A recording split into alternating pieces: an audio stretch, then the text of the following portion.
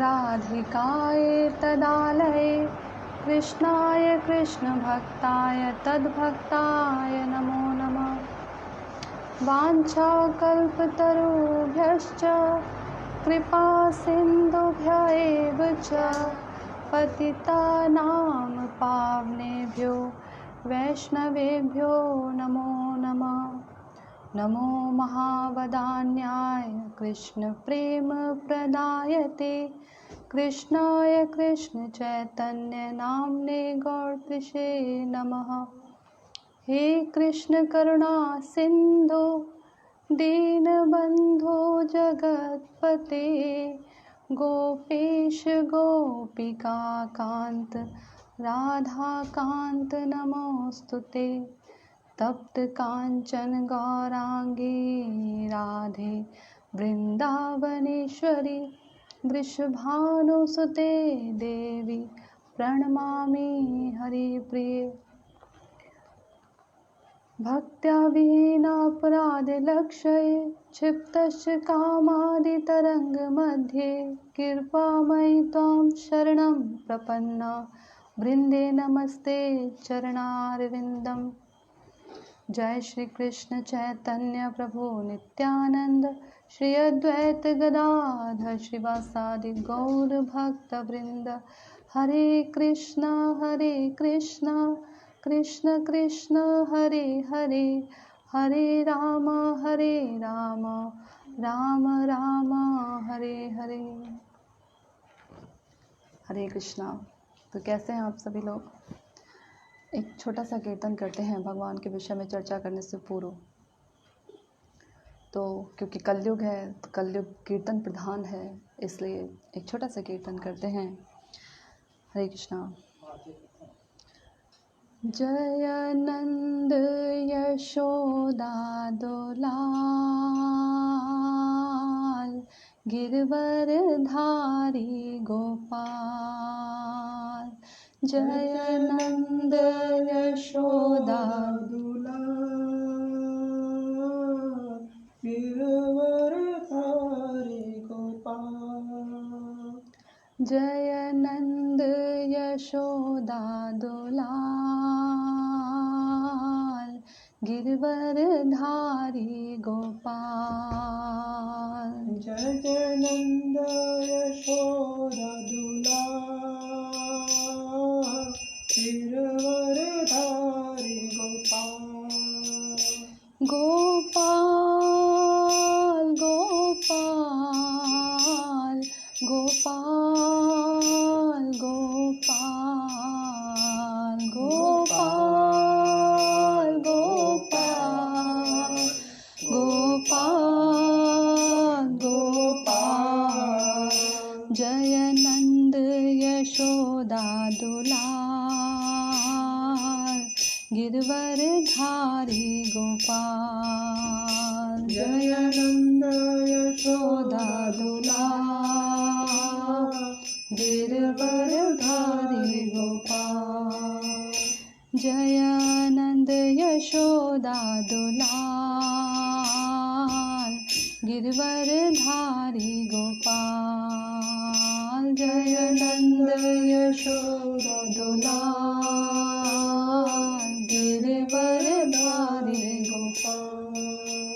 गोपाल गोपाल गोपाल गोपाल गोपाल गोपाल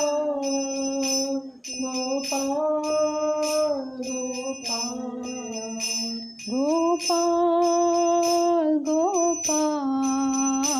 गोपाल गोपाल गोपाल गोपाल। हरे कृष्णा कृष्णा कृष्णा हरे हरे हरे राम राम राम हरे हरे। हरे कृष्णा कृष्णा कृष्णा हरे हरे हरे राम राम राम हरे हरे हरे कृष्णा कृष्णा कृष्णा हरे हरे हरे राम राम राम हरे हरे हरे कृष्णा कृष्णा कृष्णा हरे हरे हरे राम राम हरे हरे हरे कृष्णा कृष्णा कृष्णा हरे हरे हरे राम राम राम हरे हरे हरे कृष्णा कृष्णा कृष्णा हरे हरे हरे राम राम राम हरे हरे हरे कृष्णा कृष्णा कृष्णा हरे हरे हरे राम राम राम हरे हरे हरे कृष्णा कृष्णा कृष्णा हरे हरे हरे राम राम हरे हरे निताय गौर हरि बोल हरि बोल हरि बोल हरि बोल निताय गौर हरि बोल हरि बोल हरि बोल निताय गौर हरि बोल हरि बोल हरि बोल हरि निताय बोल गौर हरि बोल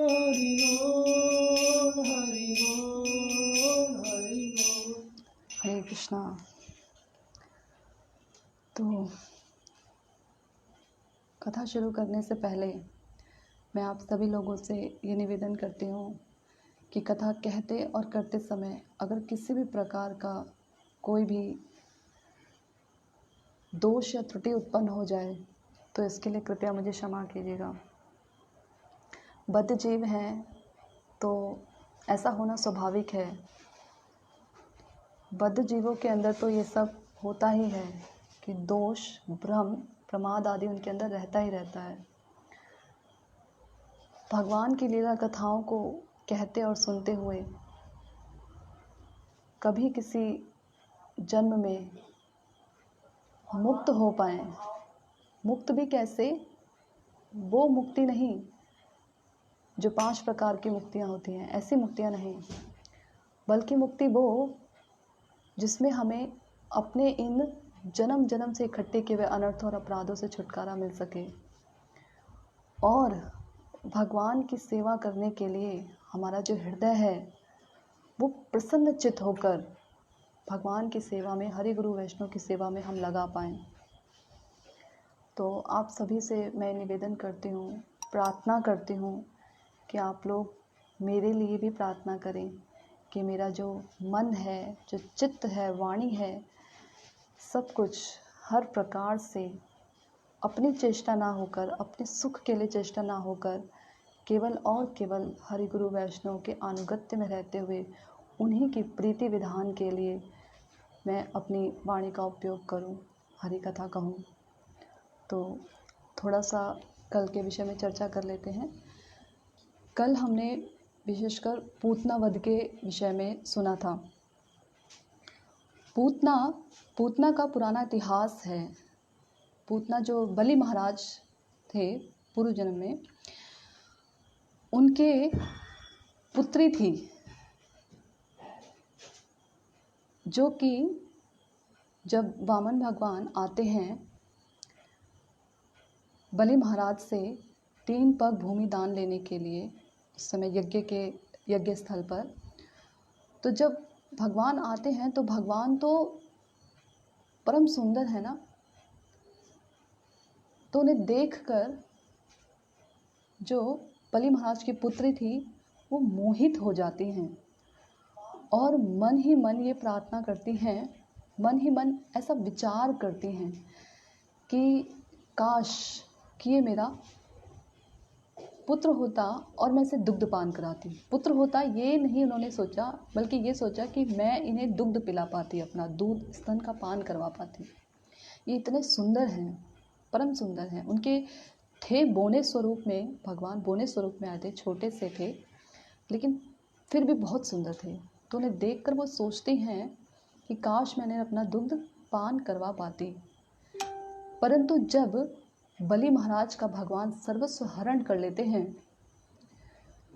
उस 3 पग भूमि में, तो वो इतना उसको गुस्सा आता है बलि महाराज की पुत्री को। वो ये कहती है कि मेरा वश चले तो मैं इसे दुग्ध में जहर मिलाकर पिला दूं। ये कितना छलिया निकला, छल से इसे दुग्ध पान करवाऊं और उसमें विष मिलाकर पिला दूं। तो भगवान ने जब बलि महाराज की पुत्री ने पहले ये प्रार्थना की थी, पहले ये चिंतन किया था मन ही मन, तो भगवान ने उस प्रार्थना को भी स्वीकार किया था। जब उनकी पुत्री के मन में विचार आया तो भगवान ने उसको भी स्वीकार किया था। तो यही बलि महाराज की पुत्री कृष्ण लीला में पूतना बनकर आई थी। कहा ना कि जितने भी भगवान के कार्य अधूरे रह गए थे, जो जो कार्य करने उनके रह गए थे, वो सब के सब उन्होंने कृष्ण लीला में संपूर्ण कर लिए थे। तो बलि महाराज की पुत्री अगले जो कृष्ण लीला में उसमें पूतना बनकर आई थी। तो जब वो ये जो उसने मांगा था, जो उसने सोचा था, तो भगवान ने उस इच्छा को पूरा किया कि वो उन्हें अपना स्तन का पान करवा पाए और विष मिलाकर पिलाए। तो दोनों इच्छाएं एक साथ पूरी की थी भगवान ने उसकी। तो ये पूतना का इतिहास था। भगवान ने अपने होठों द्वारा पूतना के स्तनों को पकड़कर उसके प्राणों का हरण कर लिया था और उसे धात्रोचित गति प्रदान की थी अपने गोलोक धाम में। एक बहुत सुंदर भजन है श्री लोचन दास ठाकुर जी का, गौरा के जाबी रे भाई भव सिंधु पार। वो ये कह रहे हैं, जीवात्माओं से पूछ रहे हैं कि अरे कौन इस भव सागर से पार जाएगा। वो व्यक्ति धन्य कलियुगेर चैतन्य अवतार, वो व्यक्ति इस भव सागर से पार जाएगा जिसने इस धन्य कलयुग में चैतन्य महाप्रभु ने अवतार लिया है। जो उनके अनुगत्य में रहकर भजन करेगा, केवल वो ही इस भव सागर से पार जाएगा।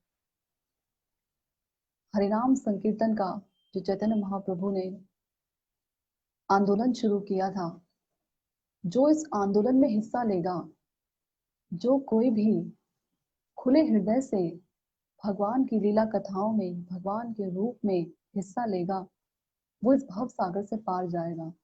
ये भव सागर कैसा? साधारणतः जो समुद्र होते हैं उन्हें भी नाव द्वारा आसानी से पार नहीं किया जा सकता। उनके लिए भी बड़े जहाज या बहुत बड़े बड़े नावों का इस्तेमाल किया जाता है। या कोई व्यक्ति सोचे मैं अपने बल पर समुद्र को तैर कर पार कर पाऊं, तो ये बिल्कुल भी संभव नहीं। समुद्र इतना विशाल होता है कि उसे तैर कर पार करना संभव ही नहीं है। थक जाएगा तैरते तैरते, कितना तैरेगा, नहीं तैर पाएगा। और फिर मालूम नहीं कब कहाँ समुद्र में किस प्रकार का तूफान उत्पन्न हो जाए, कितने जलचर प्राणी हैं।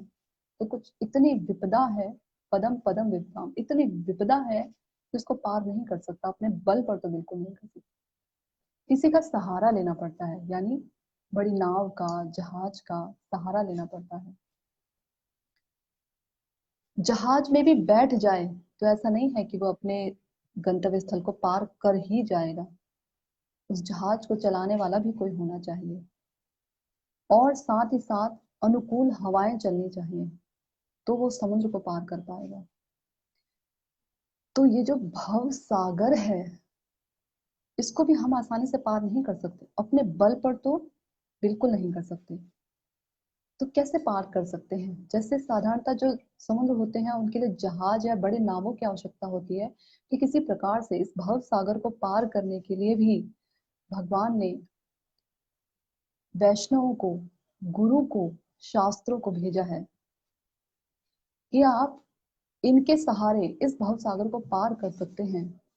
ये अनुकूल हवा क्या, ये अनुकूल हवाएं हैं जिसमें हम चेष्टा करते हैं, चेष्टा के द्वारा आसानी से हरि गुरु वैष्णव की कृपा को प्राप्त किया जा सकता है।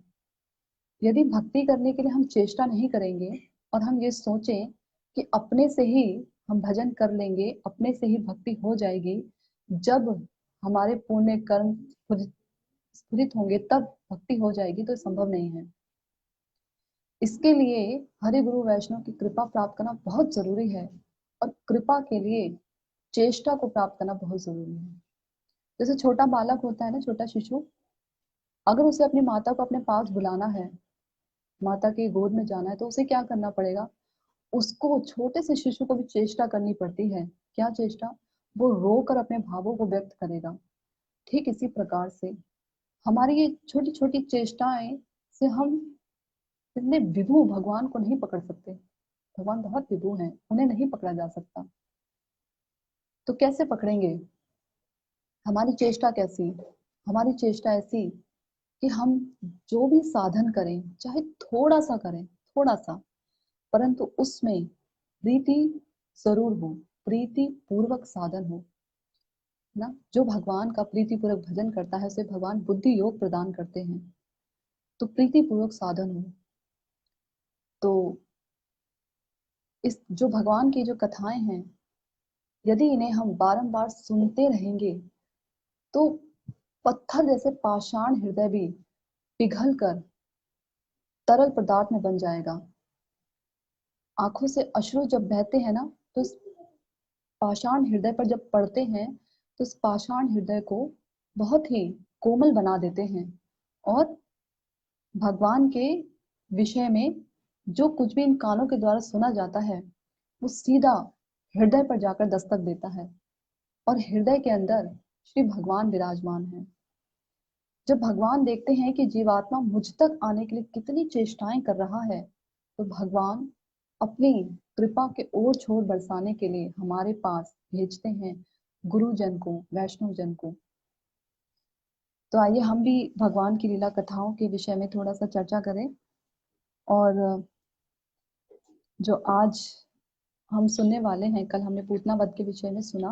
पूतना वध कहने से अच्छा है हम कहें पूतना का उद्धार। तो आज हम पढ़ते हैं, भगवान ने पूतना के उद्धार के बाद शकटासुर का भी उद्धार किया था। ऐसे अनेक अनेक भगवान ने बाल लीलाएं की हैं। समय बहुत कम है, तो भगवान की लीलाएं बहुत ज्यादा हैं, इतनी अनंत है कि थोड़े से समय में उनका वर्णन नहीं किया जा सकता। 7 दिन और 7 रात परीक्षित महाराज बिना खाए पिए सोए सुखदेव गोस्वामी जी से कथा सुन रहे थे, और उसमें भी ये कह रहे थे, ऐसा नहीं है कि वो आराम, सुखदेव गोस्वामी जी ने कहा आप आराम कर लीजिए, चलिए थोड़ा खा पी लीजिए। परीक्षित महाराज जी ये बात कहते हैं कि आप इन लीला कथाओं को, जब सुखदेव गोस्वामी जी बीच बीच में रुक जा रहे थे थोड़ा, तो परीक्षित महाराज कह रहे थे कि हे प्रभु आप रुकिए मत, इन लीला कथाओं के रस को आप बहने दीजिए, क्योंकि यदि ये रस बहेगा नहीं तो मुझे फिर भूख प्यास सताने लगेगी, मुझे अपनी मृत्यु का भय सताने लगेगा। आप इन लीला कथाओं को कह रहे हैं, इसलिए किसी प्रकार का शोक मेरे हृदय में उदय नहीं हो रहा है।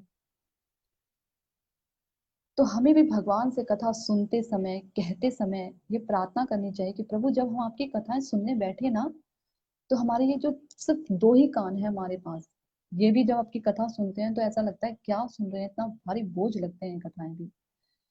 लेकिन ये जो 2 कान है ना दिए हैं आपने, इनका शुभ फल उदय हो, और ये आपकी कथाओं को निरंतर पान करने के लिए अतृप्त बनी रहे।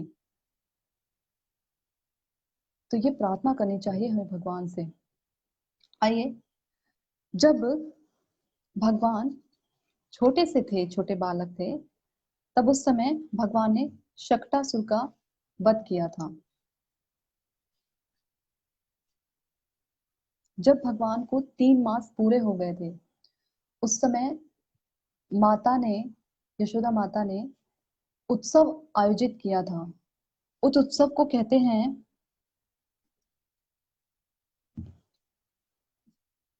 उत्थान, उसे उत्थान उत्सव कहते हैं। तो माता यशोदा ने उत्थान उत्सव मनाया था, ब्राह्मण आदि को बुलाकर अनेकानेक दक्षिणा आदि दी थी, गौदान किए थे, और भी अधिक संपत्ति दान की थी उस उत्सव को मनाकर। पहले के समय में क्या होता था कि जब बालक हुआ करते थे गर्भ में माता के, तो 3 महीने में, 7 महीने में उत्सव मनाए जाते थे। और बालक के गर्भाधान से पहले भी, गर्भ में जब बालक आता है उससे पहले भी ये उत्सव मनाया जाता था। गर्भ हो जाने के बाद जब बालक इस उसमें आता था संसार में, तब भी नामकरण संस्कार नाम का एक उत्सव मनाया जाता है, जो अभी भी मनाते हैं नामकरण संस्कार। तो लेकिन कई कई ऐसे उत्सव हैं जो अब नहीं मनाए जाते। अब तो यहाँ तक हालत है कि अब हमारे जैसे जो बद्ध जीवात्माएं हैं, कलयुगी जीवात्माएं, भ्रूण हत्या करने से भी नहीं घबराती। वो केवल सोचते हैं कि हम केवल एक भ्रूण को हटा रहे हैं अपने गर्भ से, लेकिन ऐसा नहीं है।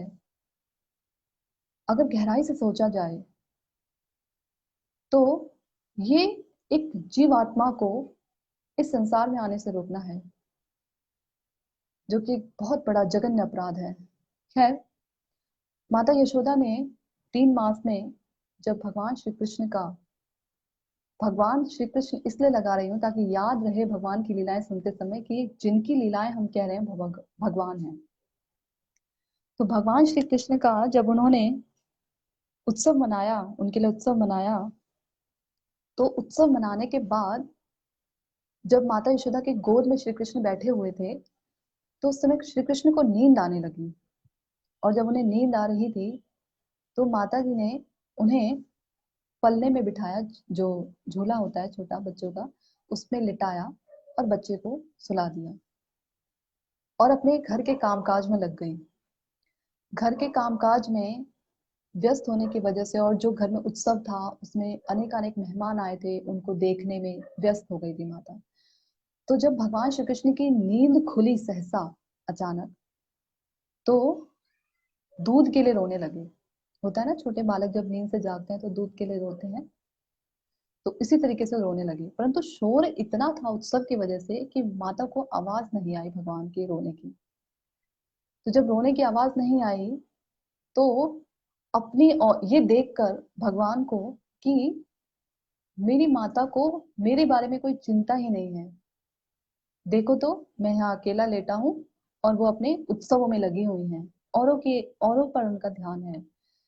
अपनी माता का ध्यान अपनी तरफ आकर्षित करने के लिए कृष्ण ने अपने पांव के छोटे अंगूठे को थोड़ा ऊपर उठाकर छकड़े पर वार किया। उस छकड़े पर बैठा था शकटासुर। शकट भी कहते हैं छकड़े को, इसलिए उसे शकटासुर नाम दिया गया। तो शकटासुर उस पर बैठा था भगवान का वध करने के लिए, उन्हें मारने के लिए, उन्हें हानि पहुंचाने के लिए। परंतु कहते हैं ना, भगवान तो एक कार्य एक समय में करते नहीं है, लीला अवतारी पुरुषोत्तम कई कार्य एक साथ निपटा देते हैं। तो एक ही अंगूठे से मार दिया शकटासुर को और माता का ध्यान भी खींच लिया, क्योंकि जब शकट टूटा तो इतनी जोर से आवाज हुई उसके टूटने की कि जितनी भी गोपियां थी, माता यशोदा थी, सब की सब इकट्ठी हो गई। यहाँ पर श्रील विश्वनाथ चक्रवर्ती ठाकुर जी ये टीका देते हैं कि भगवान के लिए उस अपने अंगूठे से, छोटे से अंगूठे से उस शकट को तोड़ देना कोई बड़ी बारी बात नहीं थी। जब भगवान वामन अवतार में 3 पग भूमि के लिए अपना विस्तार करते हैं और अपने चरणों को ऊपर उठाते हैं, तो उस समय जो ब्रह्मांड का जो आवरण था उसमें थोड़ा सा छोटा छिद्र हो जाता है, और छिद्र से जो जल है, कांडाव जल, वो जब नीचे आता है तो ब्रह्मा जी उसे अपने कमंडल में भर लेते हैं। नखों से निकले, भगवान का नख लगता है, नख, उससे निकले हुए जल को कमंडल में भर लेते हैं। उसी जल से भगवान के चरणों को धोते हैं, और उसी धोवन जल को शिवजी जी अपने मस्तक पर धारण करते हैं। देखिए भगवान के नख से निकले हुए जल की महिमा। और जो जल केवल इस पृथ्वी पर ही नहीं बहता, बल्कि ऊपर के लोकों में, स्वर्गलोक आदि लोकों में भी बहता है भगीरथी के नाम से। और नीचे, यानी कि जो नीचे के लोक हैं उनमें भी बहता है। और यहाँ उसका नाम गंगा जल है। गंगा जल में भी गंगा जल के रूप में भी बहता है, जो तीनों लोकों को पवित्र करती हैं। ये भगवान की चरण कमलों से निकला हुआ जल, नख से निकला हुआ जल। तो जब भगवान के नख लगने से ब्रह्मांड का आवरण फूट सकता है, तो सोचिए भगवान का अंगूठा लगने से क्या वो छकड़ा नहीं टूट सकता? क्या वो शक्टासुर नहीं मर सकता? जब भगवान अपने होंठों के द्वारा, होंठ कितने कोमल होते हैं, 6 दिन के बालक के होंठ देखिए कितने कोमल होते हैं, इतने कोमल होठों से उस विशाल काय पूतना को मार सकते हैं, तो क्या अपने अंगूठे से शक्टासुर को नहीं मार सकते? भगवान के लिए कुछ भी करना मुश्किल नहीं है। अकल्पनीय है उनकी शक्ति, और अकल्पनीय है भगवान की लीलाएं, जिनका हम चिंतन नहीं कर सकते।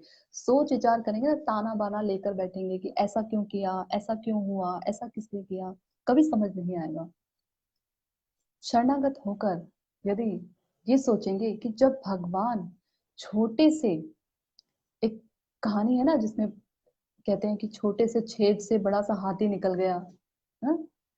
जब भगवान एक छोटे से बीज से इतना बड़ा पीपल का विशाल वृक्ष उत्पन्न कर सकते हैं, तो भगवान के लिए कुछ भी करना असंभव नहीं है, सब कुछ कर सकते हैं। तो इस प्रकार से शक्तासुर का भगवान ने उद्धार किया। उसके बाद जब ये सारा उत्सव समायोजन खत्म हो गया, पूरा हो गया, तो जब भगवान 6 मास के हो गए थे, 6 महीने के, 6 महीने के नहीं, तृणावत का बाद भगवान ने 1 साल में किया, जब भगवान 1 साल के हो गए थे, तो उस समय माता यशोदा कृष्ण को गोद में लेकर इस तरीके से उछाल रही थी, खेल रही थी कृष्ण के साथ, और कृष्ण के नामों का उच्चारण कर रही थी, गोविंद दामोदर माधवेति। तो इस प्रकार से भगवान के साथ खेल रही थी। तो उस समय सहसा अचानक ही भगवान इतने भारी हो गए, जैसे कोई विशाल पर्वत माता के कंधों पर हो, इतने भारी हो गए अचानक से। ऐसा नहीं है कि भगवान धीरे धीरे करके भारी हुए, अचानक भारी हुए। और यशोदा जी ने सोचा कि मैं तो हमेशा ही कृष्ण को उठाती हूँ गोद में, पर कभी इतने भारी नहीं हुए, आज इतने भारी कैसे हो गए? तो सोचने लगी कहीं ऐसा तो नहीं है कि इस पर फिर से किसी प्रकार का कोई असुर का प्रभाव हो, या कोई अशुभ ग्रह का प्रभाव हो गया हो। तो माता यशोदा अपने पुत्र के लिए बहुत चिंतित हो जाती थी। तो उन्होंने क्या किया कि बालक को नीचे जमीन पर रखकर भगवान नारायण से प्रार्थना करने लगी कि उसकी रक्षा करें, और भगवान नारायण पर सारा भार छोड़कर ये सोच करके उनकी वो रक्षा करेंगे, घर के काम काजों में व्यस्त हो गई। तो जब भगवान जमीन पर बैठे थे, कहीं ऐसा नहीं है कि इधर उधर चल रहे हो, एक जगह बैठे थे भगवान, इंतजार कर रहे थे कि कब मेरा खिलौना आएगा, यानी तृणावत आएगा जिसके साथ मैं खेलूंगा। बैठे हुए थे भगवान, अचानक से सहसा तृणावत आया, और पूरे ब्रज मंडल में आंधी, अंधड़, ऐसी आंधी जिसमें एक व्यक्ति दूसरे व्यक्ति तक को ना देख पाए, ऐसी भयानक सी आंधी आई। सब जगह धूल धूल, वृक्ष आदि सब गिर गए, इतनी अंधड़ थी, इतना धूल धूसरित था।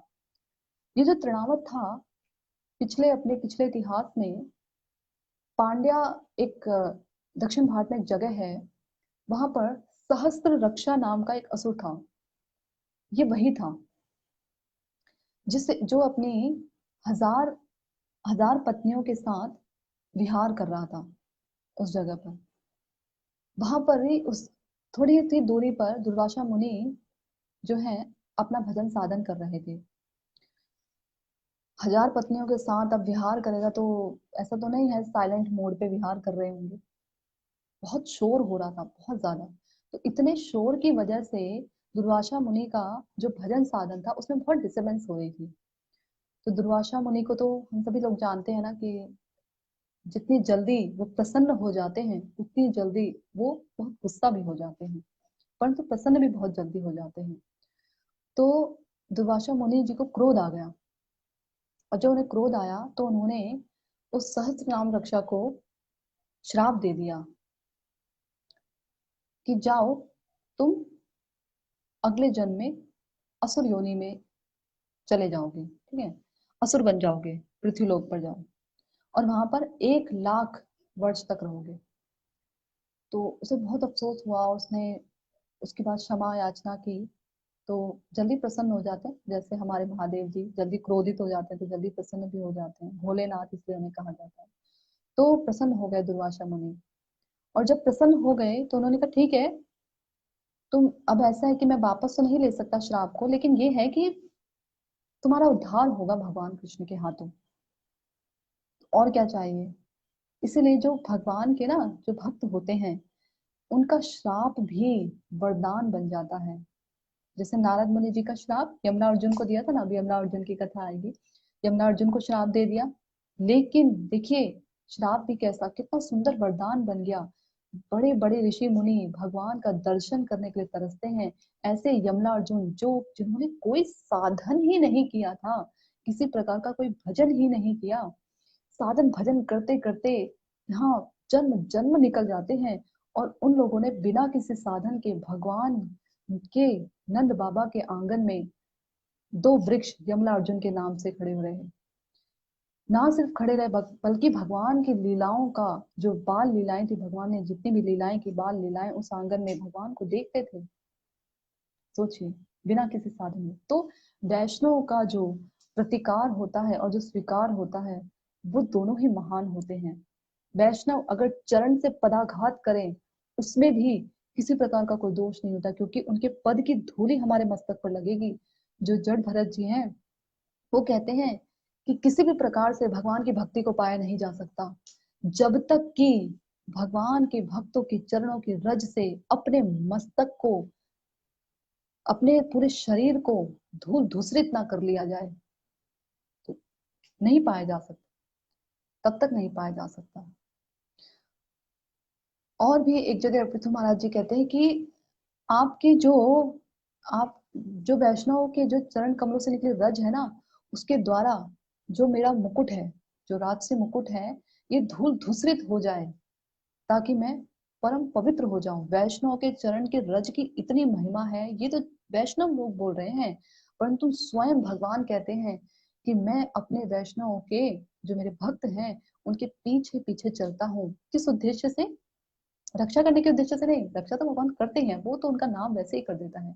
इस उद्देश्य से भगवान के पीछे पीछे चलते हैं कि उनके जो चरणों से उड़ रही धूल वो मेरे मस्तक पर पड़े और मैं परम पवित्र हो जाऊं। देखिए भगवान जो परम पवित्र हैं, पवित्र शब्द को भी जो पवित्र बना देते हैं, जिनका केवल मंत्रों का नाम उच्चारण करने से व्यक्ति चांडाल कुल में पैदा हुआ भी परम पवित्र हो जाता है, किसी और जन्म में उसे वापस इस संसार में आना नहीं पड़ता, भगवान के धाम को वैसा व्यक्ति प्राप्त हो जाता है। वो भगवान ये कह रहे हैं कि अपने वैष्णव के चरणों से उड़ी हुई रज जब मेरे सर पर पड़ती है तो मैं पवित्र हो जाता हूँ। देखिए, अब इसे भगवान की महिमा कहें या भक्तों की महिमा, ये हमारे जैसे लोगों की समझ के बाहर है। भगवान अपने भक्तों की महिमा को गाते सुनाते नहीं थकते, और भक्त अपनी महिमा, भक्त जो है भगवान की महिमा को गाते सुनाते नहीं थकते। तो ऐसे हैं जब, तो इस प्रकार से दुर्वासा मुनि जी का श्राप तृणावत को मिला, लेकिन साथ में उन्हें वरदान भी प्राप्त हुआ। तो तृणावत जब भगवान को जब देखता है कि जो कृष्ण है वो जमीन पर बैठे हैं, तो वो उन्हें अपने गोद में उठाकर आकाश मार्ग में चला जाता है। कुछ समय के लिए भगवान भी खेल रहे हैं तृणावत के साथ, बहुत समय हो गया ना लेटे लेटे पालने में, घर के आंगन में बोर हो गए होंगे भगवान। तो सोच रहे होंगे चलो थोड़ी आकाश की सैर करके आए। तो तृणावत के कंधे पर बैठे हैं, गले पर इस तरीके से बैठे हुए हैं भगवान। और माता यशोदा जब थोड़ी आंधी कम हो जाती है, क्योंकि आकाश मार्ग में चला गया तो थोड़ी आंधी कम हो जाती है, तो माता यशोदा देख पाती हैं कि मेरा पुत्र आंगन में नहीं है जहां मैं छोड़कर गई थी। विलाप करने लगती हैं, बहुत रोती हैं, और रोते रोते सहसा उनकी हालत ऐसे हो जाती है जिस प्रकार से किसी गाय ने अपने बछड़े को, अभी अभी जन्म दिए बछड़े को खो दिया हो। गाय कैसे चिल्लाती है ना जब का बछड़ा अलग हो जाता है उससे। उस प्रकार से माता यशोदा की हालत, बहुत विलाप कर रही है, मूर्छित ही होने वाली हैं। तभी आसपास का उनका विलाप सुनकर आसपास की गोपियां दौड़ी दौड़ी उनके पास आती हैं और माता यशोदा के अनुगमन करते वो भी उसी प्रकार से विलाप करने लगती हैं। आंखों में आंसू भरकर भगवान नारायण से उनकी रक्षा के लिए प्रार्थना करती हैं और इधर उधर ढूंढने का प्रयास करती हैं कि कृष्ण कहाँ चले गए। भगवान अपने भक्तों का दुख नहीं देख सकते। भगवान के अंदर ना ये बहुत बड़ी कमी है कि भगवान अपने भक्तों का दुख नहीं देख सकते, कभी नहीं देख सकते। उनके भक्तों के अंदर अहंकार आ जाए, किसी प्रकार का कोई ऊपरी रूप से देखने में दोष लगे, वो ऐसा दोष भी आ जाए, भगवान देख नहीं सकते, देख नहीं सकते। भगवान अपने भक्तों के लिए बहुत सोचते हैं भगवान। तो भगवान ने क्या किया कि देखा कि मेरी माता और अन्य गोपियां और ब्रज के बाकी लोग इतना विलाप कर रहे हैं, दुखी हैं मेरे लिए, कहीं अभी प्राण ना छोड़ दें। प्राण धन है भगवान श्री कृष्ण, ब्रजेंद्र नंदन, ब्रज के प्राण धन है ना। यशोमती नंदन, ब्रजवर नागर, गोकुल रंजन कान, गोपी प्राण धन, मदन मनोहर। गोपियों के प्राण धन है भगवान, प्राण धन। जैसे कि कोई कंजूस व्यक्ति होता है, उसका धन अगर हर जाए तो उसको हार्ट अटैक ही आ जाता है, ऐसे ही गोपियों के भी प्राण धन है। ब्रज के वासियों के लिए भगवान श्री कृष्ण प्राण धन है। एक बार मुझे एक लीला याद आती है, अगर मैं सुनाना चाहूंगी उसे। एक बार जब भगवान मथुरा के लिए जब चले जाते हैं, तो उस समय उद्धव जी समझाने आते हैं ब्रज में, और सबसे पहले वो जाते हैं नंद बाबा के यहाँ। तो नंद बाबा को कहते हैं कि देखिए आप ना इस तरह से रोइए मत, चिंता मत कीजिए। आप ना भगवान कृष्ण, जो जो कृष्ण है, जिन्हें आप अपना लाल समझ रहे हैं, अपना बेटा समझ रहे हैं ना, वो कृष्ण नहीं, वो तो भगवान है असल में। तो नंद महाराज कहते हैं, हाय रे उद्धव, हमने तो सोचा कि हमने अपने लाल को खो दिया, हम कितने अभागे हैं कि हमने तो भगवान को खो दिया। तू हमसे ये कह रहा है कि वो भगवान है, हमारा लाल नहीं। परंतु देख, तू तो हमारा दुर्दैव और हमें बता रहा है कि हम कितने दुर्भाग्यशाली हैं। तुम दुर्भाग्यशाली नहीं नंद, और महादुर्भाग्यशाली हो कि तुमने लाल नहीं खोया, तुमने तो भगवान को ही खो दिया। ऐसे नंद बाबा के इतने भाव हैं, इतने मतलब कितने, कैसे उस समय नंद बाबा के जो भाव होंगे ना, हम उन्हें समझ भी नहीं सकते, कहीं उनके आसपास ही हम लोग नहीं गुजर सकते। ऐसा नंद बाबा कहते हैं कि उद्धव तू कैसी बातें करता है, मैंने तो सोचा, मैं तो अब तक सोच रहा था कि मैंने अपने लाल को खो दिया, तूने तो मेरा और दुर्भाग्य जना दिया कि मैंने भगवान को ही खो दिया। मैं घर में रहता हूँ तो ये सोचता हूँ कि घर में सब जगह कृष्ण की, बलराम की यादें हैं। आंगन में जाऊं तो उनकी यादें हैं, भीतर जाऊं तो उनकी यादें हैं। मैंने सोचा इन यादों को दूर करने के लिए मैं बाहर चला जाऊं, लेकिन हाय रे मेरी किस्मत, बाहर की हर ब्रज की प्रत्येक रेणु में उनके पद चिन्ह अंकित हैं। और मुझे तो बाहर जाके और याद आती है, यमुना में जाता हूँ तो याद आती है। जिस डाली को देखता हूँ उस डाली पे कृष्ण नजर आता है। सोचिए, नंद बाबा के भाव हैं, यशोदा मैया के ऐसे भाव हैं। घर में जब से कृष्ण गए तब से खाना नहीं बना था उनके, बर्तनों में जालियां लग चुकी थी, जो चूल्हा होता है ना उसमें जाली लग चुकी थी, जालियां जो मकड़ी के जाले होते हैं वो लग चुके थे। जब उद्धव जी आए उनके स्वागत के लिए, अपने रो रो कर जिन आंखों से नजर आना बहुत कम हो गया था, बहुत पास आकर पहचान पाए कि उद्धव हैं। और उनके आने पर ये सोचकर कि देखो ये हमारे कृष्ण के पास से आए हैं, कृष्ण का संदेशा लेकर। बाहर से, बाहर दूसरे जो ब्रज के जो लोग हैं उनसे उनके लिए भोजन पानी मंगवाया। देखिए, गोपियों को भगवान ये कह गए थे कि तुम चिंता मत करो, मैं जरूर आऊंगा, मैं परसों जरूर आऊंगा, ऐसा कह के गए थे। इसीलिए अपनी बंशी तक भी साथ लेकर नहीं गए कि मैंने तो आना ही है। परसों से बरसों बीत गए पर भगवान आए नहीं। गोपियां वही यमुना पुलीन पर बैठी बैठी भगवान का इंतजार करती हैं कि देखो श्याम सुंदर कहकर गए हैं कि वो आएंगे।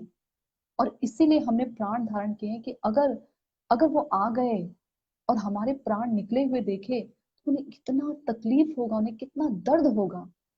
ऐसे हैं उनके भाव, जिन्हें हम कभी समझ नहीं सकते।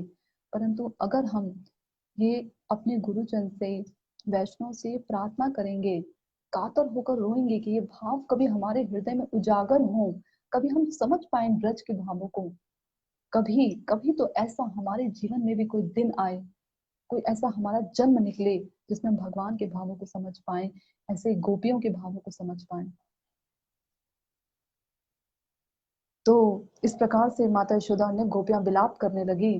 और भगवान ने जब उनके विलाप को देखा तो भक्त वत्सल भगवान ने तुरंत ही तृणावत के गले को पकड़ लिया और धीरे धीरे तृणावत का जो दम था वो घुटने लगा। और उसकी सहसा उसकी आंखें बाहर निकल गई। दम घुटता है ना तो आंखें बाहर निकल जाती है, ऐसा मैंने देखा है। तो आंखें बाहर निकल गई तृणावत की। और वो देखने लगा कि पहले तो जब मैंने इसे उठाया था तो भगवान इतने हल्के हो गए थे, यशोदा माँ ने उठाया तो कितने भारी हो गए। भारी की वजह से तो यशोदा माता जी ने नीचे रखा। जब नीचे रखा तो तृणावत ने आसानी से उठा लिया, इतने हल्के हो गए तिनके के समान कि उठाकर ले गया। बताइए भगवान की शक्ति। भगवान का ना कुछ भरोसा नहीं है, कभी भी भारी हो जाते हैं, कभी भी हल्के हो जाते हैं, कुछ पता ही नहीं लगी। जैसे जहां लीला करनी होती है वैसे वहां बन जाते हैं। मतलब इतने हल्के हो गए। जिन भगवान के भक्तों के अंगद के चरण को रावण तक नहीं हिला पाया था, ऐसे भगवान ने सोचा अब मैं इतना हल्का हो जाता हूँ कि तृणावत उठाकर ले जाए। चरणों को नहीं हिला पाया, बताओ, अंगद के। और यहाँ तो भगवान को, साक्षात भगवान को उठा रहा है, जिनके अंग से इतने इतने ब्रह्मांड निकलते हैं। राइट। तो भगवान हल्के हो गए, तिनके के समान तृणावत आसानी से उठाकर ले गया। फिर भगवान इतने भारी हो गए कि तृणावत को आगे ना चला जाए। अब क्या करें, सोचने लगा तृणावत, अरे ये इतना भारी कैसे हो गया। अब तो उस जब दम घुटने लगा और भार की वजह से तृणावत नीचे गिर गया। धड़ाम से ऐसे नीचे गिरा, इतना भारी शोर हुआ कि जहां शोर हुआ था वहां सब के सब दौड़ते हुए भागते हुए आ गए और लाला को देखने लगे। माता ने देखा और उसको उठाया। उतना विशाल का राक्षस देखकर सब डर गए। ब्रज के लोगों ने ऐसे असुर नहीं देखे थे पहले कभी। जब तो भगवान ने जन्म लिया ना, भगवान वहां प्रकट हो गए, तब से असुर देखने लगे वो लोग। पहले थोड़े ना इतना उत्पाद होते थे। इससे एक शिक्षा मिलती है हमें। जब हम भक्ति करना शुरू करते हैं तो हमें ये नहीं सोचना चाहिए कि भक्ति करने के बाद हमारे जीवन में इतने दुख आए हैं। ऐसा नहीं सोचना चाहिए। क्या है ना, देखिए भगवान की इसमें भी करुणा है। जब भगवान देखते हैं ना कि जीवात्मा मेरे पास आ रहा है तो उन्हें बड़ी जल्दी हो जाती है। तो क्या करते हैं, हमारे जितने पिछले जन्म के कर्म होते हैं ना उन्हें जल्दी जल्दी जल्दी जल्दी देते हैं। और इतने हमने घृणित कर्म किए हैं, क्या करें, क्या करें। एक साथ देंगे तो फिर लगेगा ना, एक साथ भी नहीं देते, इतने करुणामय कि एक साथ भी नहीं देते। ये अपने इतने घृणित कर्मों के नीचे दबकर ही मर जाएंगे हम। भक्ति भक्ति माला वाला वहीं सब छोड़ देंगे। तो इसलिए एक साथ भी नहीं देते। पर क्योंकि हमें लगता है कि हमने भजन शुरू किया तो हमारे दुख आए, ऐसा नहीं है। कि हमारे अपने ही कर्म होते हैं। अगर भगवान दुख देना शुरू करेंगे ना तो हम उनके दुखों को तो झेल ही नहीं पाएंगे। भगवान केवल अपने शुद्ध भक्तों को दुख देते हैं। वो दुख भी कैसा, ऐसा दुख जिनसे भक्तों का महिमा का मंडन होता है। देखा द्रौपदी जी को कैसा दुख दिया। भरी सभा में जहां इतने बड़े बड़े जो गुरुजन बैठे थे, हैं बहू, घर की बहू हैं वो, उन्हें ऐसे राजा लोग, इतने राजा लोग और सब बड़े हैं उम्र में, उनके सामने नग्न किया जा रहा था। देखिए ये दुख, ये कितना बड़ा दुख है। हम्म? पांडव लोग, जिन्हें जन्म से ही राजगद्दी में बैठ जाना चाहिए था, ये उनका अधिकार था, परंतु राजगद्दी में बैठे ही नहीं। कभी इस वन में, कभी उस वन में, कभी अज्ञातवास में ऐसे ही भटकते रहे। बताइए। अम्बरीश महाराज, जो कि व्रत रखे थे एकादशी का, भगवान की सेवा अर्चना नवदा भक्ति का पालन करते थे, क्या अपराध था उनका, कोई अपराध नहीं था। परंतु फिर भी देखिए, दुर्वासा मुनि जी ने अपना एक जटा तोड़कर उनके पीछे राक्षसी को लगा दिया। क्या ये दुख नहीं है कि मृत्यु सामने खड़ी है और अम्बरीश महाराज डर नहीं रहे? हम तो जरा सा फिसल जाएं और हमारी कमर टूट जाए तो उसी में हमारे आधे तो ऐसे ही प्राण निकल जाते हैं। कोई सामने से अचानक से कोई कार गुजर जाए तो हमारा तो दिल ही उसी समय रुक जाता है। हम्म? वो तो इतनी बड़ी राक्षसी सामने खड़ी हो गई, मारने को उद्यत हो गई, तो भी अम्बरीश महाराज एक कदम भी पीछे नहीं हटे। इतना भगवान पे विश्वास। तो भगवान अपने शुद्ध भक्तों को दुख देते हैं, और दुख भी ऐसा, शुद्ध भक्त उनके दुखों को वहन कर सकते हैं भगवान की लीला समझकर। दुख भी ऐसा जिसमें उनका महिमा का ही मंडन होता है। बताइए। तो इसलिए भगवान को क्या पड़ी थी कि जाके उनसे कहे माधवाचार्य जी से, जाओ और तुम मेरे लिए चंदन लेके आओ। क्यों, भगवान का क्या विग्रह अलग है? हम यहाँ भगवान को चंदन लगाएंगे। जब ये कहा जाता है कि आप मानसिक भजन कीजिए, मानसिक आप रूप से भगवान को भोग लगाएंगे, तो वो भोग भगवान को वहां गोलोक धाम में मिल जाएगा, ऐसा कहा जाता है ना। तो क्या भगवान वहां क्या बोलते हैं, जहाँ परिक्रमा करते गिरिराज गोवर्धन में गोपाल को अगर चंदन लगा देते, तो क्या वो वहां गोपीनाथ को नहीं मिलता? क्या उनकी ठंडक दूर नहीं होती? लगा देते। लेकिन भगवान उस समय उनका जो है महिमा मंडन करना चाहते थे। हाँ, उनके लिए खीर चुरा के रखी भगवान ने। देखिए अपने भक्तों के लिए क्या क्या बन जाते हैं। खीर चोरा गोपीनाथ बन गए, कभी साक्षी गोपाल बन जाते हैं ना, साक्षी देने आ गए, साक्षी गोपाल बन जाते हैं। कभी रणछोड़ बन जाते हैं, नाम ले लेते हैं, कोई भी नाम रख दो, कोई फर्क नहीं पड़ता, प्रसन्न रहते हैं, प्रसन्न मुद्रा में। कभी ईंट पर खड़े रहते हैं, अब इंतजार करते रहते हैं कि मेरा भक्त कब देखेगा मेरी और। कितने तरह तरह के भगवान ऐसे अवतार, ऐसे अपने भक्तों के लिए ऐसे ऐसे रूप धर लेते हैं। तो कितने प्यारे हैं ना भगवान, बहुत प्यारे हैं। तो खैर, इस प्रकार भगवान ने तृणावत का उद्धार किया, और माता यशोदा ने देखने के लिए कि मेरा पुत्र सही है या नहीं, उसे अपने दुग्ध का पान कराया, नारायण की पूजा की, ब्राह्मण आदि को बुलाकर नजर उतारी। वो भगवान जिन्हें किसी की नजर नहीं लगती, उनकी नजर उतार रही हैं, उन्हीं के नामों से उनकी नजर उतार रही हैं।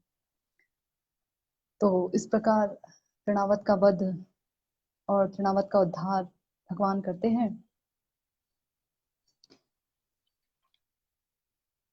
और भगवान जब थोड़े बड़े हो जाते हैं, 1 साल की लीला के बाद जब भगवान थोड़े से और बड़े हो जाते हैं, तो अनेक अनेक भगवान लीलाएं करते हैं। जैसे कि भगवान थोड़े जब चलने लगते हैं थोड़े, तो क्या करते हैं, आस पास की जो गोपियां होती है ना, उनके घरों में जाकर दूध दही, जो मक्खन आदि है, उनको चुराना शुरू कर देते हैं। ऐसा चोर ना देखा ना सुना कभी, है ना। कैसा चोर, आ, क्या एक भजन है, क्या है भजन, बहुत सुंदर भजन है। सा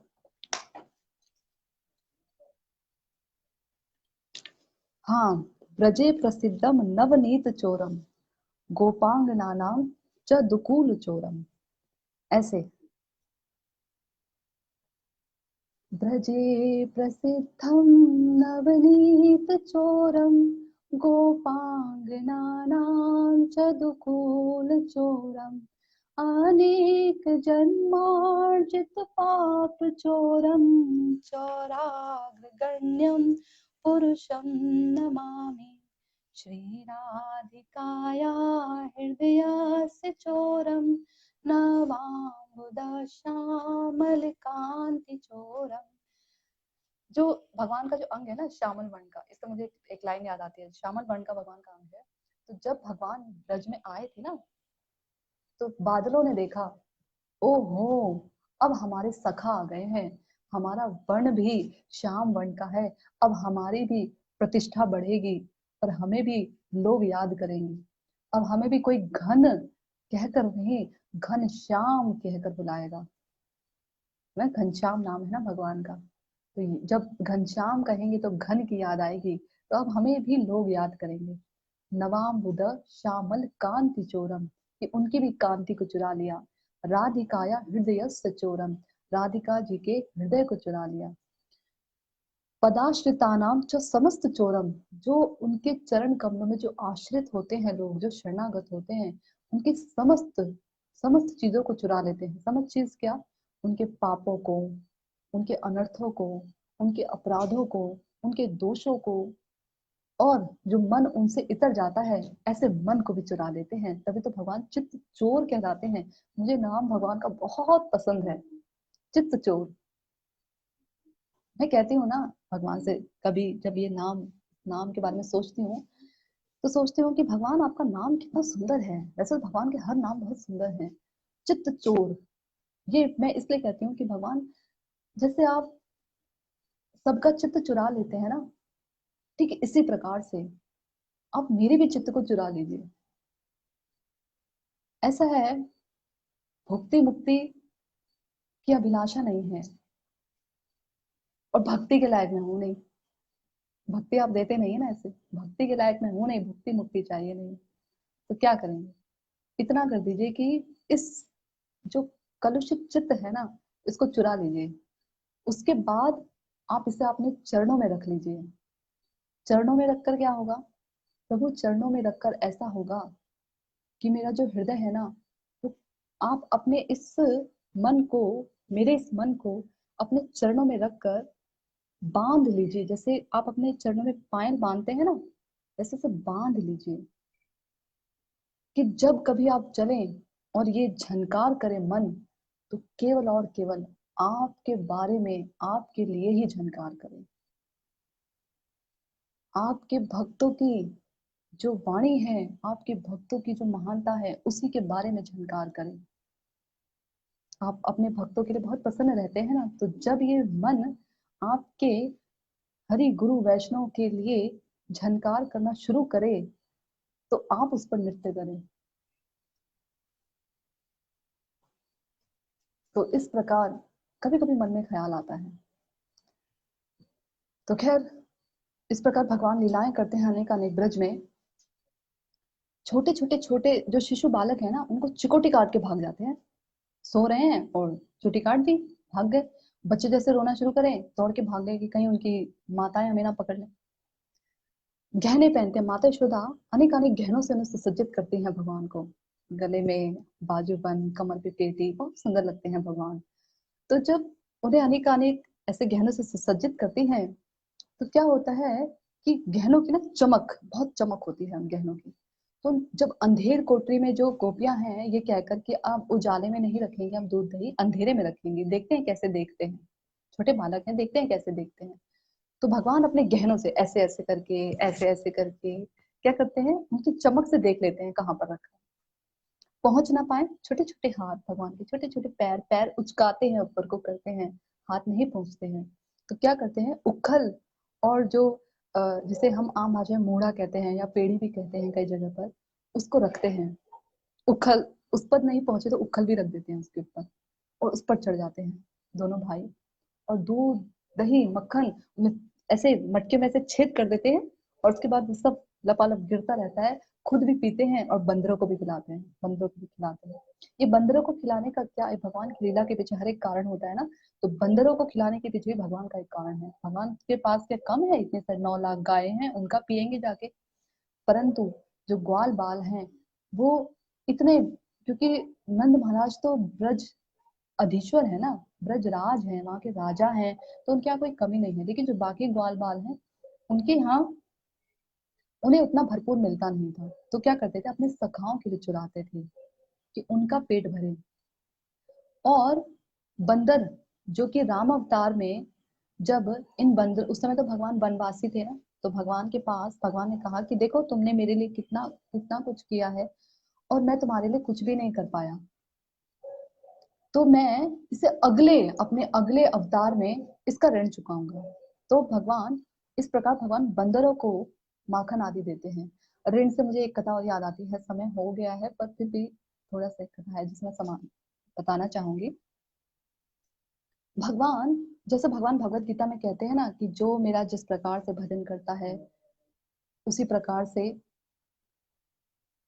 मैं भी उनका भजन करता हूँ, है ना, ऐसे भगवान बोलते हैं। पर कहीं जगह पर देखा गया है कि भगवान की जो बातें हैं, ब्रज में तो भगवान ने इस जो ये बात कही ना, ये तो भंग ही हो जाती कि जो जिस प्रकार मेरा भजन करता है उस प्रकार मैं भजन करता हूँ। कर ही नहीं पाते, ब्रज के बराबर प्रेम नहीं दे पाते ब्रजवासियों को। जितना ब्रजवासी उन्हें प्रेम करते हैं ना, उतना प्रेम नहीं दे पाते, क्योंकि ब्रजवासियों के केवल एक ही प्राण धन है, और भगवान के तो अनेक अनेक भक्त हैं, जिसने बुलाया वहां चल दिए।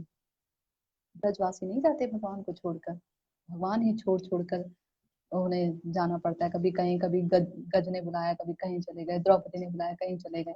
ब्रजवासी नहीं जाते कहीं, उनके तो केवल एक ही प्राण धन है। तो ऐसा गोपियां ही कह सकती हैं कि आप हमारे प्राण धन हैं, ऐसा उनके सखा ही कह सकते हैं कि आप हमारे प्राण धन हैं। भगवान ऐसा नहीं बोलते कि गोपियां तुम मेरी प्राण धन हो, क्योंकि भगवान के तो बहुत सारे भक्त हैं।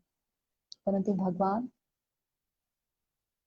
ऐसा ब्रज में इस बात से ये भंग हो जाती है उनकी ये बात।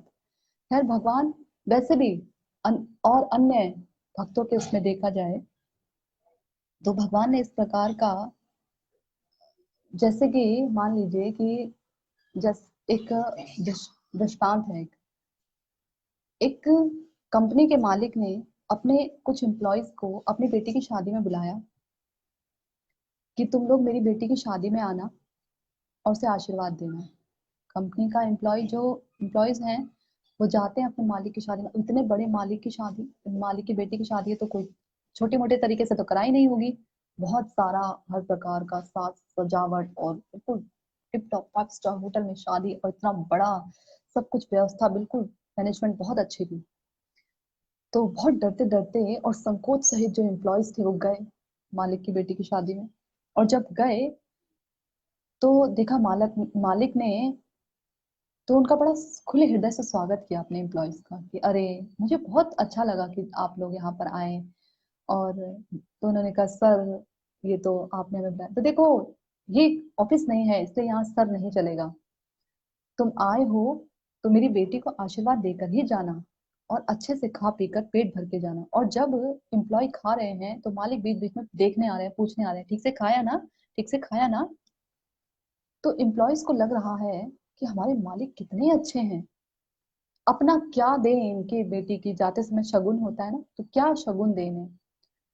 तो भाई एम्प्लॉयज का तो भाई, अब मालिक तो अगर लाखों में शादी करते हैं, करोड़ों में शादी करेंगे, तो उनके वो एम्प्लॉयज तो उनके बराबर का नहीं दे पाएंगे।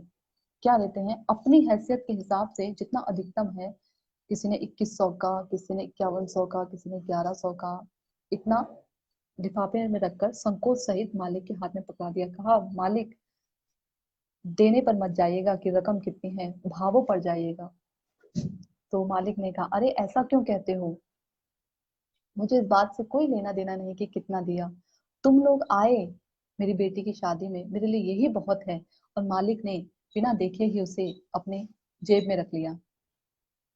अब अगली बार उस एम्प्लॉय की बेटी की शादी थी।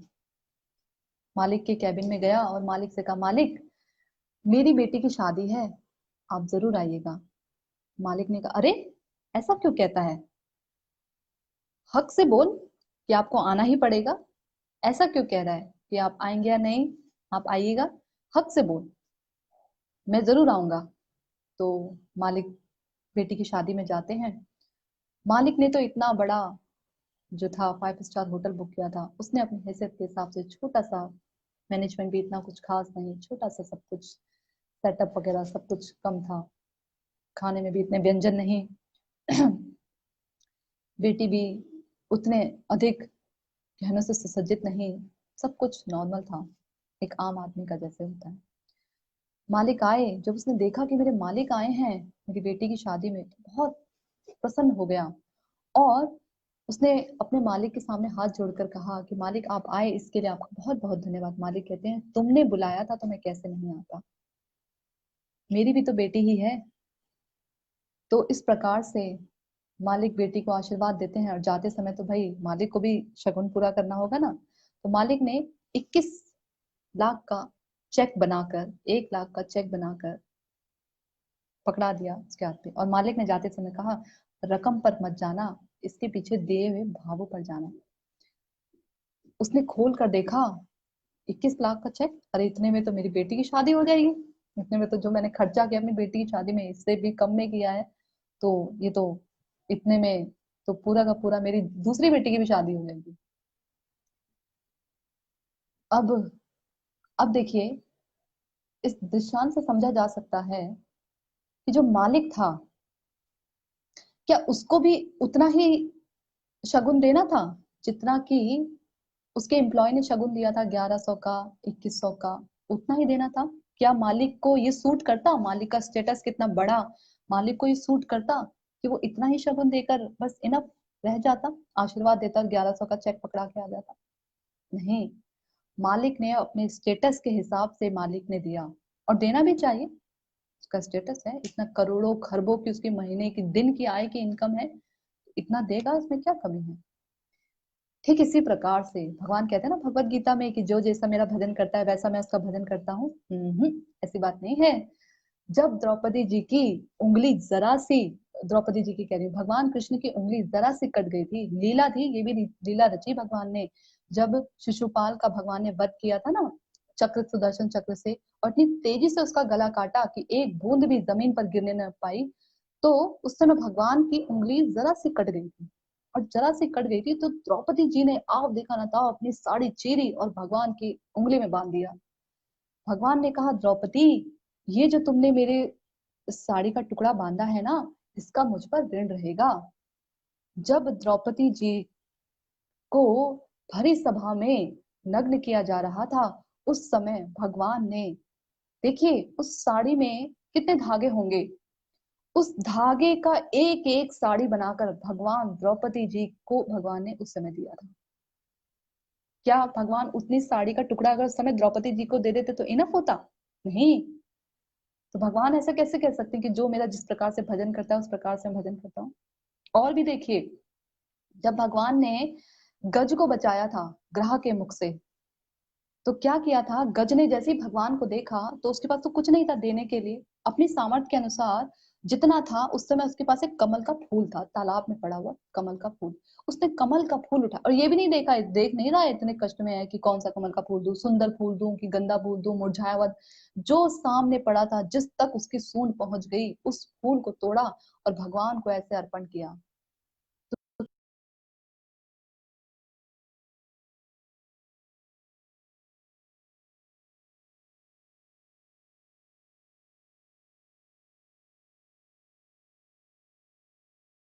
उसके प्राणों की रक्षा की थी। तो को इतना प्रेम करते हैं, कह तो देते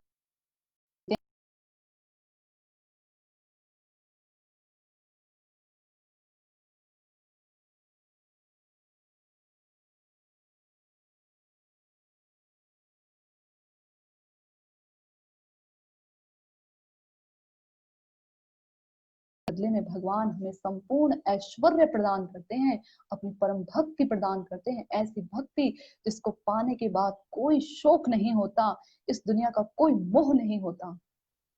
भगवान अपने आप तक को प्रदान कर देते हैं।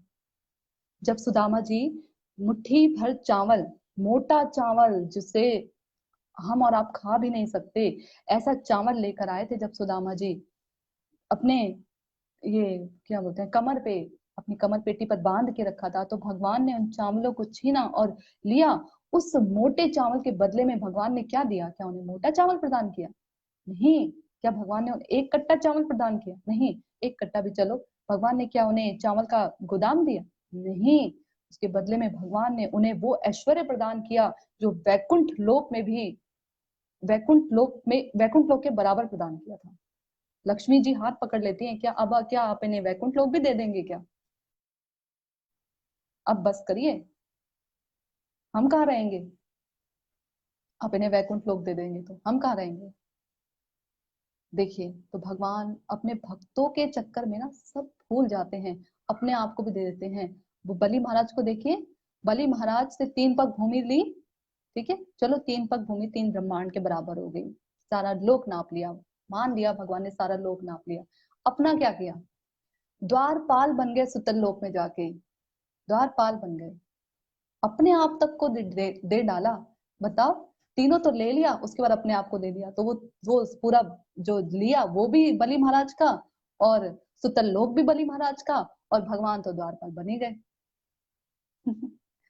ऐसे हैं भगवान, बहुत समझना बहुत मुश्किल है। भगवान इतने प्यारे हैं कि प्यारे शब्द भी उनके लिए कम है। प्रभु, मांग मांग कर देखा मैंने, जितना मांगा उतना मुझे ऐसा लगता है कि मैंने कम ही मांगा है। ऐसी मेरी हालत है। ये मांग वाली इच्छा कभी खत्म नहीं होती, कभी खत्म नहीं होती। भगवान से प्रार्थना करनी चाहिए कि प्रभु हम आपसे ना ये मांगते हैं कि हम कभी आपसे कुछ भौतिक इच्छा मांगे ही ना। मांगे तो क्या मांगे, केवल आपकी शुद्ध भक्ति मांगे, आपके वैष्णव का, आपके भक्तों का, शुद्ध भक्तों का संग मांगे। उनका संग मिलेगा, अन्य किसी चीज की आवश्यकता नहीं पड़ेगी। खैर, आज समय बहुत ज्यादा हो गया है तो मैं कुछ ज्यादा ही बोल गई। अगर कथा में किसी प्रकार का दोष हो गया हो, त्रुटि रह गई हो, तो इसके लिए मैं आपसे क्षमा प्रार्थी हूँ। आप सभी लोग सारग्राही बनकर केवल कथा के भावों को ग्रहण कीजिएगा। जैसे जनार्दन भाव ग्राही है ना, केवल भावों को ग्रहण करते हैं, वस्तुओं को, दोषों को नहीं देखते। उसी प्रकार से आप भी, समस्त वैष्णव जन, मेरी इस कथा को कहे गए सार को ग्रहण कीजिएगा, केवल उनके पीछे भावों को ग्रहण कीजिएगा, और मुझे ये आशीर्वाद दीजिए कि मैं भगवान की कथा कहते कहते ही अपने प्राणों का त्याग करूं। ऐसा मैं आचरण करूं, जैसा कि हमारे भक्ति सिद्धांत सरस्वती ठाकुर प्रभुपाद जी ने कहा था ना कि आचरण सहित प्रचार होना चाहिए, ठीक इसी प्रकार से मैं आचरण सहित प्रचार कर पाऊं। ऐसा आप लोगों से मेरा निवेदन है कि आप लोग मुझे ऐसा आशीर्वाद प्रदान करें। हरे कृष्णा।